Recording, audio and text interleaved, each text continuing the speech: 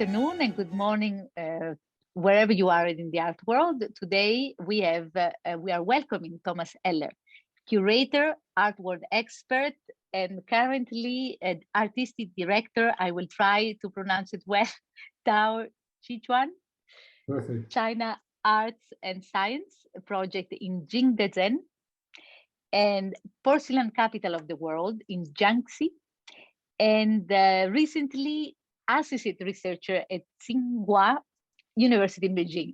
I hope I pronounced it well. Perfect. Very nice. Thomas, welcome. It's such an honor and pleasure to finally meet you via Zoom. Carolina, how are you? Thank you so much for having me. It's been, I've been following your program and it's been wonderful. I have to say. Thank you. I feel honored to be part of this. Well, it is our honor to have you today, because it's incredible. I was, just reading and to your it's an adventure after the other in the art world, but also an extraordinary artistic career. What inspired you, Thomas, to venture in the art world? You mean originally? Yes. Like 16 or so. I don't know. I happened to learn about art, and it was something that was actually not in my family. So I found something that was, for me, and I saw I saw a lot of potential for growth, personal growth. And I was very much interested in the visual. And when I started discovering all the artists and also the contemporary artists in the 1980s. I'm old, so it was enlightening. I mean, it kind of blew my mind, and I thought, wow, the world is actually quite interesting. So I wanted to be part of this. Yes, and then you are originally from Berlin. No, I grew up in the south of Germany. I came to Berlin to study fine art, and then after a short stint at the art school, I continued studying mostly sciences of religion, but also philosophy and art history. And what triggered to go all the way to China? Because this is something, as I said, first of all, you are also the president of Ran Bian, an art magazine published in English and Chinese. So because you were one of the first to venture so many years ago. Not really. I mean, there were some very early pioneers, and my first time in China was in 2006, but it was kind of not intentional in a way. I had lived in New York for about 10 years, from 1994 to 2004, and when I came back to Berlin, I came back to build the German offices for ArtNet.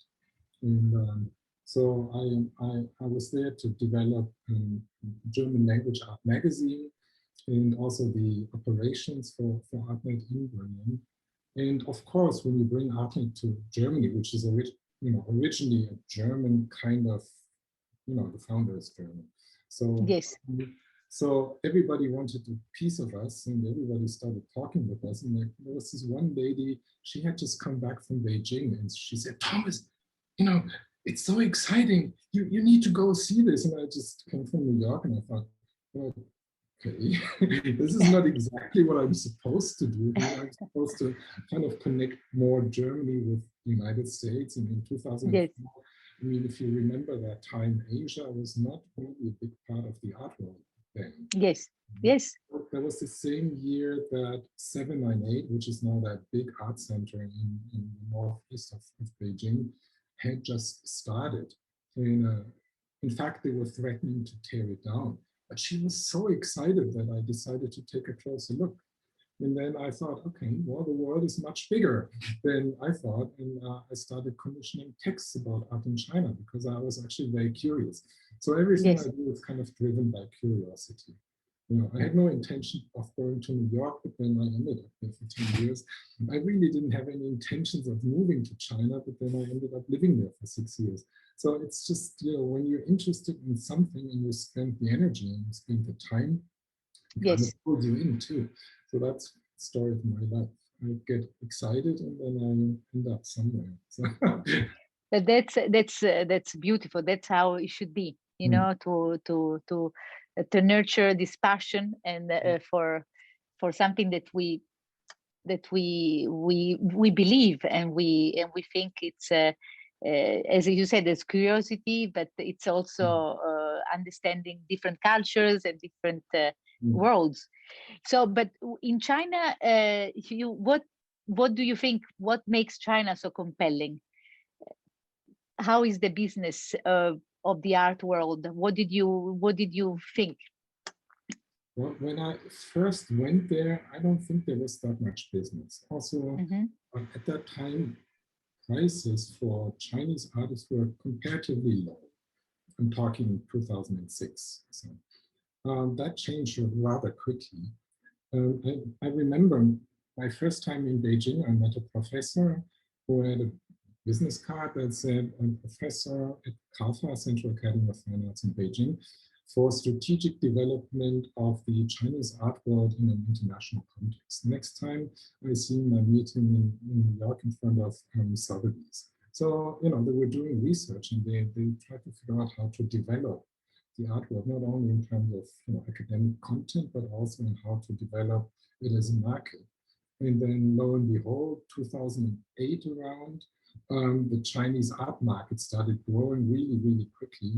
Remember, that was the same time of the financial crisis at Wall Yes. Street, and the Chinese art market was on the rise. And in 2010, supposedly the art market in China was bigger than the one in the US for Mm-hmm. one short year, but then their bubble kind of collapsed. So they had driven up prices very, very, very quickly, only to learn that you can't do that to infinity. You have to have some sorts of checks and balances. And that, until today, is kind of not as refined as that same market is in the West, where we know, okay, auction houses have certain kinds of functions, functionality within the artwork, but then you have all the dealers who kind of try to Mm-hmm. not make the market too much and make sure that a more sustainable long-term development for artists is possible. And so unfortunately, China burned their first generation of artists very, very quickly. And some of them simply can't be traded anymore internationally at the moment. Some of them I see coming back, but Yes. it's taking them 10 years already. So I think the art market still needs to learn and to adjust, but Chinese people are very quick learners and they're actually very quick studies. When you go to an art fair in China, they don't know an artist, you introduce them. Next time you meet them, they know everything.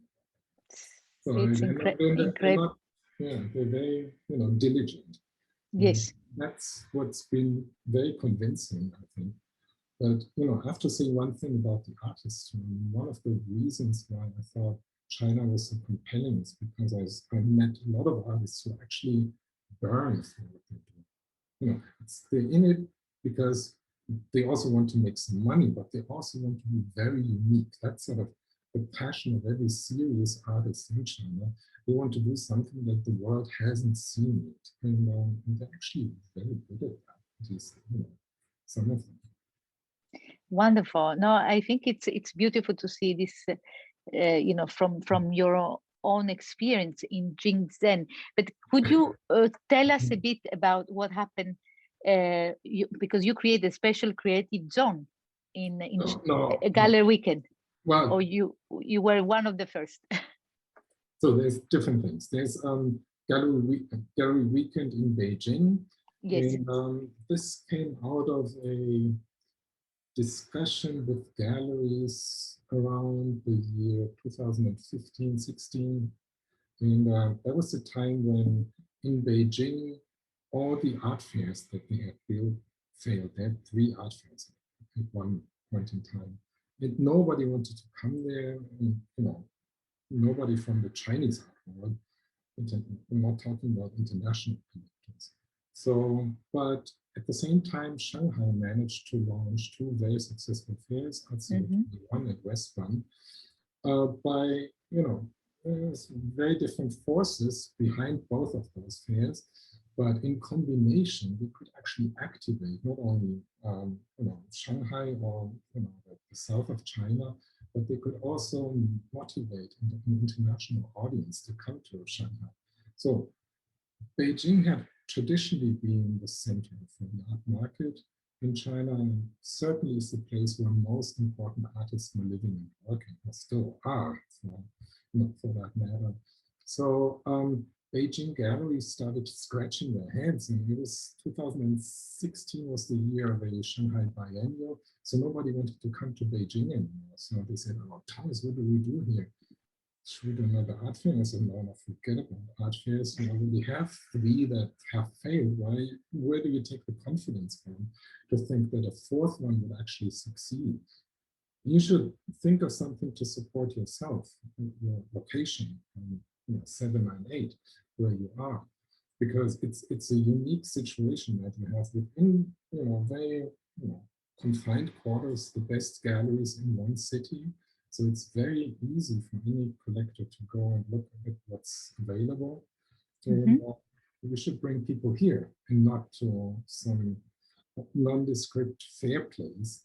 And of course, I had the experience of Gallery Week in Berlin in mind, which some of my friends had created, and I had helped a little bit when I was in ArtNet to make this better known. So I told them about a gallery weekend and the benefits for that, and to not.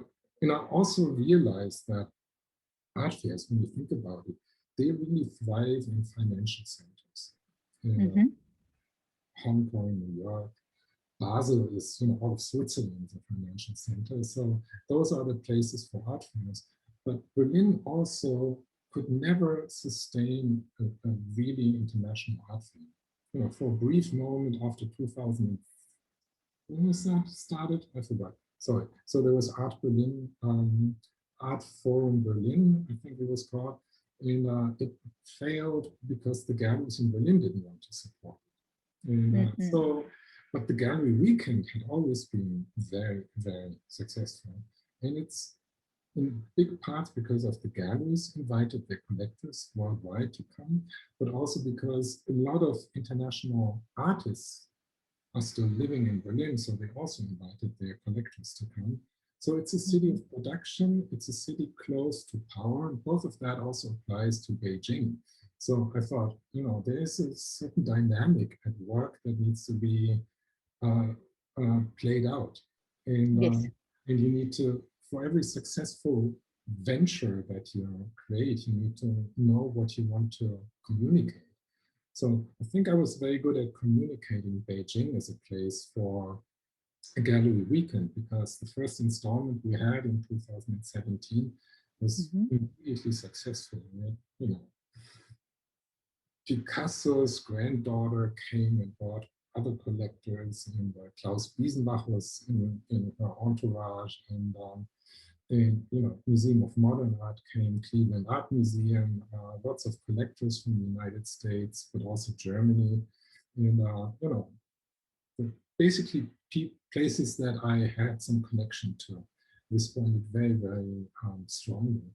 But I always felt it was timing. Let me put it that way. Timing was essential, because we managed to organize the Gallery Weekend Beijing the week before Art Basel Hong Kong, which was a little bit of a diplomatic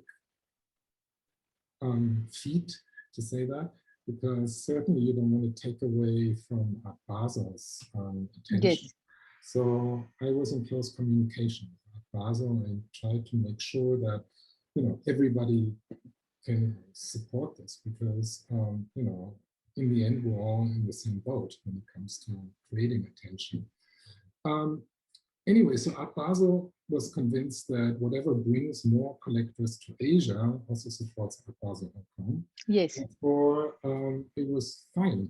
And in terms of travel scheduling, it was very easy to come, to Beijing first, spend the weekend, then travel on Sunday to Hong Kong. Tuesday, the fairs would open, so you wouldn't lose time, and you would see different aspects of China. Beijing and Hong Kong are very, very different cities. And, but I was also very sure that people would be very, very interested about what's going on in Beijing, because it was sort of something like a black box for a lot of people. So timing was right, and travel schedule was right. So a couple of things came together.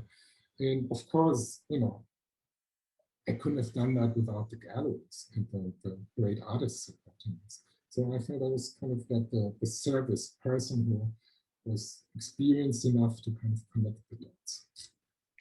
Yes, and to this point, I'm coming to a very interesting point that you made while we were speaking last time.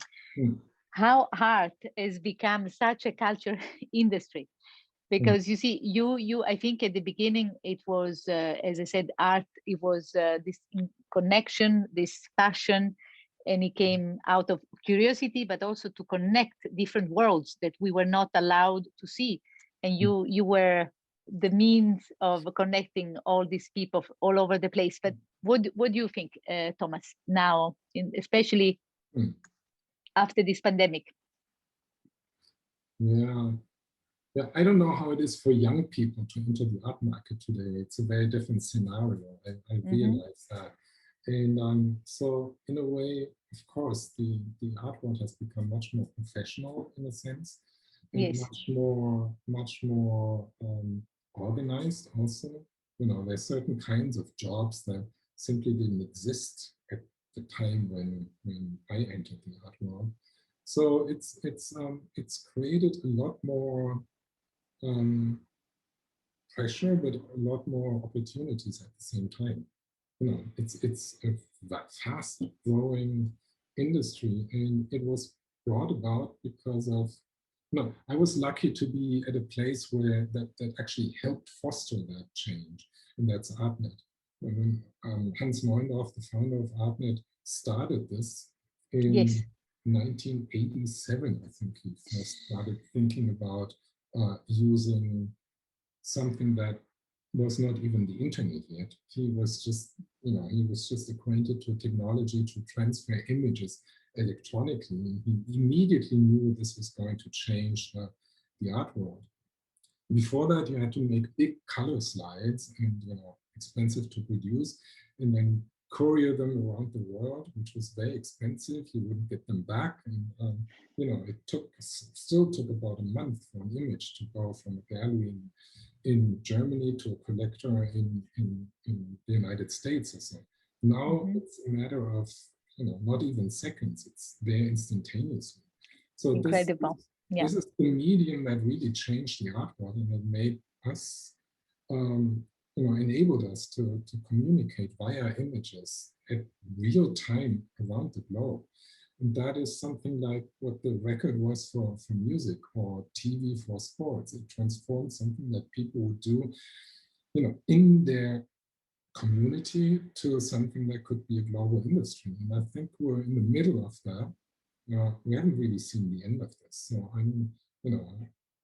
we decided not to go into discussing NFTs, but this is not only changing the way we communicate images, but it's also a way to change how we produce images. So I think the whole visual culture will definitely be changed by those technologies in the future also.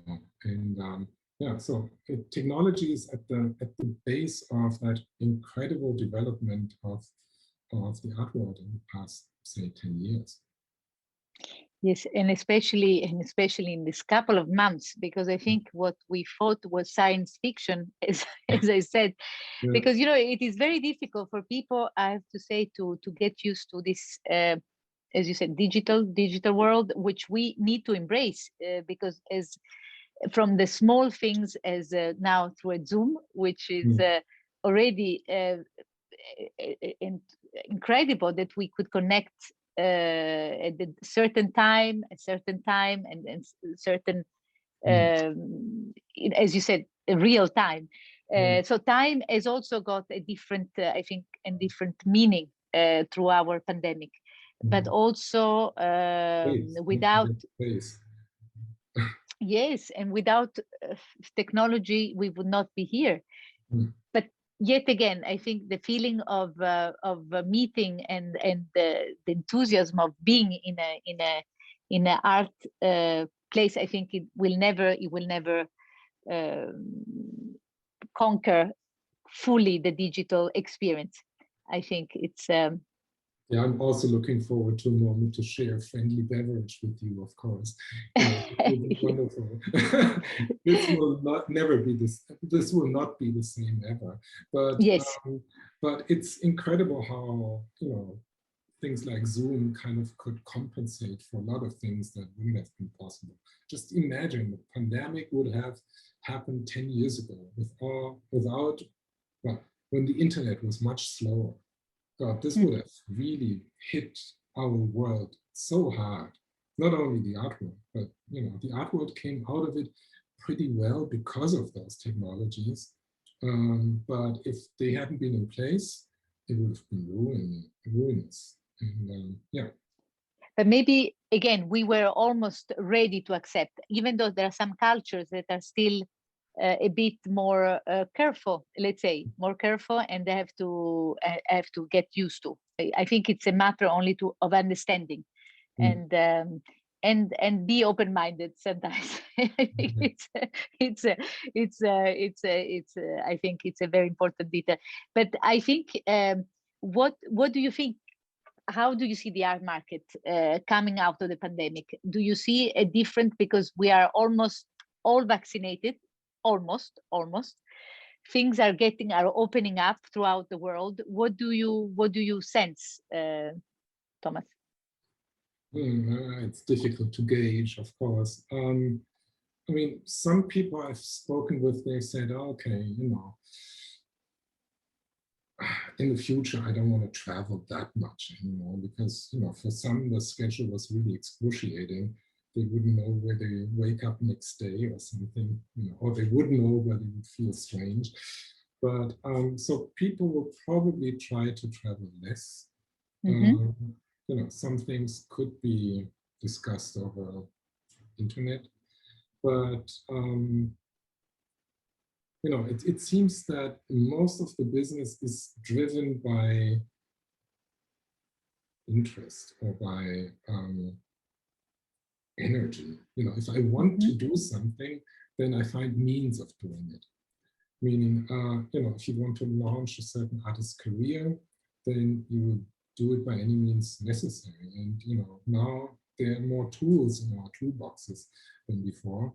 And Mm-hmm. so that will have a change in terms of the overall volume of the art market. I think this depends much less on technology, but more on the political development of the world. We don't know what's going to happen between America and Asia at the moment. The potential conflicts still looming. So this will maybe even speed up the art world for a moment because people need to bring money from one side to the other, but it might have longer lasting effects. We don't know if China is going to open up more or close down. They say one thing, do the other. So it's something that, I don't have a crystal ball, so I wouldn't know. But overall, I can see people or participants in the art world, they have a very strong interest in keeping the world open. So Yes. in a way, that's a good force. So, next to all the, political issues, the art world could actually keep the idea of global communication open. So I'm very happy I'm part of that. And I certainly intend to doing this. And I'm also, I'm missing one shot and then I think I'll be free to travel again. So there's a couple of projects I have in China that need attention. So I will travel too again. And, Yes, I think I'm also missing one, and then which I'm very scared, I have to say, because the first reaction wasn't so good. But I think it's this is what we are all looking for in a way or the other, to start going back to a certain normality. I think we are really looking forward to travel. I think that's something that we are all missing. I think the human contacts, while we need to finalize some project, is always it's missed. I think we can speak through Zoom, but the human sensation is, I think it's something that we can't go over. Especially when you deal with Asia, you always need to sit down. You don't discuss business before you've had dinner. Really, it doesn't make any sense. I mean, you can have sort of the first acquaintance, and you can tell what you do. The other person will tell you what they do, and then they would say, "Okay, so now let's have dinner." And then over dinner, you actually make decisions, not before, really. And, yes.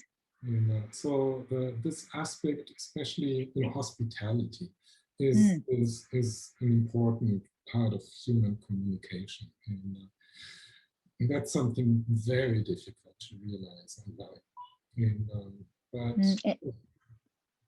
But when so you have to go to Beijing for some would you be able to share it with us, this project, or not yet? Well, there are two things very concrete that I'm doing. There's one artist, Werner Büttner. He's part of he was kind of a bad boys gang in the 1980s. Kippenberger, Oehlen, and Büttner, they were the ones to start together, and all three of them very famous. Two of them now very, very successful in the art market. One of them dead, Kippenberger. And Werner Büttner is still kind of undervalued, I think, and not known enough. So I made it my mission to bring him to Asia, because I think he's a fantastic painter. And so we want to, there's a show waiting to happen in Beijing.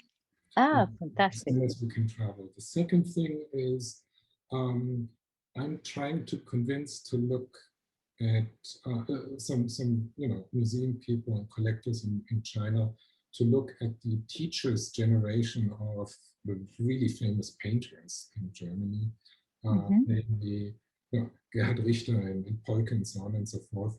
Their teachers, which were all featured in the first documentars, right now they're completely undervalued, and they're kind of the same time as Butai Group, for example, in Japan.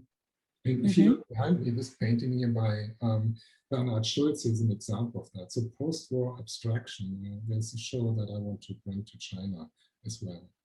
And wonderful. So those are two exhibitions where I want to bring, what is close to me to China. But then I'm also looking for opportunities to help Chinese artists to come to Germany. And not the least, I have to go back to my job in Jingdezhen, and which is a fantastic city. I would recommend anybody to go there. It's a little bit like time traveling. It's so full of history and full of crafts history in a way. It's the city where basically porcelain was invented, and it was the space for all the royal kings in all the dynasties in China. So they have incredible skills. And that's another passion that I developed while being in China. Look, when I first came to the art world, I was always thinking about conceptual things, and art became drier and drier and more cerebral. And more recently, I've been asking myself, especially when you look at China, why are they using such strange materials like porcelain, brass, marble? Those, you being Italian or Swiss Italian, you have more connection maybe to brass and to marble. Yes. But in Germany, marble meant nothing. And but there was a certain kind of tactility, touching it, holding in your hand. The weight is that has convinced me that there's more to art than just thinking about it. There's something that has to do with the craft, with the understanding of the material, with the holding it in your hand also as an aesthetic category. And that's basically what brought me to this porcelain city. And and it's an interesting place, and I, ask everybody to pay attention to it because it became the first special cultural zone in China. We know that the development of China as a nation, an industrial nation, began in Shenzhen with the first special economic zone where they had different rules that applied, and they could, create big industries. Now they have the first city that is developed solely on the premise that it can be a cultural center in the world. And of course, it's part of China's soft power culture. When we think porcelain, we think about China, it's basically synonymous. It's the same name, really, and it comes from that place. So the central government in China pours a lot of resources, money, but also manpower into Jingdezhen. So it's an interesting experiment that they're doing right now. And what my contribution there will be to help them create international artist studios, basically bring people there to understand production, Chinese production of crafts and art. And so it can be, an important destination for any international artist. And, there are great facilities, and there's a lot of skilled craftspeople that are just waiting for artists to come and give them jobs. So it's fantastic, and it's a beautiful place. Wonderful. I would love to to join you straight away when you're going. Let's book the flights. Yes, yes, definitely. Because it's I love porcelain, and I think I would love to see Jiangxi. Jiangxi. Okay, I'm going to be terrible in Chinese, but I will learn. I think it's the language that we need to master and to go back a bit, as you're saying, to our traditions. This is something what you are a very important point to to go back to the tactile. See, yeah. Mm. and In my conversations there, I always, in the funny thing is we think we live in a digital age, but this is only possible because of new materials, right? So yes, at this point, I always, lift my cell phone and say, we can only communicate digitally because there are actually materials in there that are completely new. So, and we don't even know about them. We just, use that tool. And, if there's no electricity, what can you do with it? The only thing you can do is maybe you can skip it over water and count how many times it kind of flips on the surface. But underneath it is a different kind of idea of materiality that is so abstract that we can't really reconnect with it. And so I think it would be important to us to think about the digital revolution also as a material revolution, and understand much better who we are if we can actually look at both sides of it. I agree. No, I agree totally. I think there must be always a balance in everything that we do and we follow, and I think is extremely Almost important. Chinese, what you're saying. Yes, I Yang and yeah, putting the universe into balance. It's true. Oh, yes, yes. There is your the connection was slightly off. Sorry, yeah. I missed your. What did you say the last? Okay, I you're back. just said something about yin and yang in Chinese philosophy. That's Yes, yes.